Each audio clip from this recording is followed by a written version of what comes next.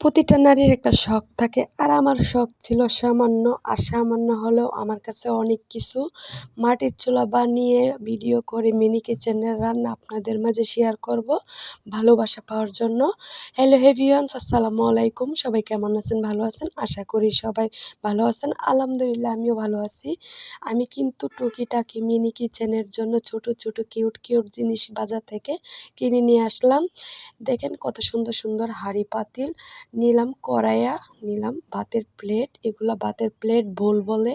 আর এই ভুলটা অনেক কিউট ডেস্কি, মানে সবগুলা কিউট কিউট ছিল। পানির কলস এগুলো নিলাম, বালতি, মানে এগুলা কিন্তু অনেক সুন্দর সুন্দর কিউট কিউট। ময়লা, মানে ময়লা ঝাড়ুদার বেলসা, কুলা চাল, মানে কুলাটা দিয়ে চাউল ঝাড়বো। মাঝে মাঝে যদি গরম লাগে এই যে পাখাটা কিনে নিলাম। আর কিউট একটা ছাঁকনি, আবার কিউট একটা বালতি নিলাম প্লাস্টিকের। আর কিউট কিউট মাসুলদানি, ছাঁকনি, চামচ এগুলো নিছি। আপনাদের কাছে কেমন লাগলো? এই যে ভাতের মারগালুনি, আর নিলাম লবণদানি। এটা লবণদানি বলতে এখন কিন্তু মিনি কিচেনের ভাতের বুল বানিয়ে ফেললাম, যাতে ভাত রান্না করে আমি ঢেলে রাখতে পারি। আর মাছের, দেখেন মাছের পাইপেনটা কত সুন্দর কিউট। আর বুলটা দিয়ে আমি কিন্তু চাউল ধুয়ে একটা ছাঁকনি বানিয়ে রাখলাম বুল দিয়ে নিজের হাতে।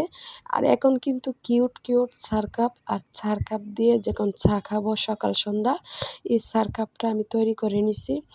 এখন কিন্তু কোয়েল পাখির ডিম, আর কোয়েল পাখির ডিম সবসময় পাওয়া যায়।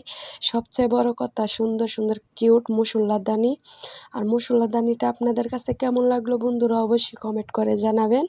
এই যে কত সুন্দর সুন্দর মুসুল্লাদানি, মরিচের গুঁড়ো, হলুদের গুঁড়ো, ধইনার গুঁড়ো, জিরের গুঁড়ো, সাথে রাখলাম লবণ।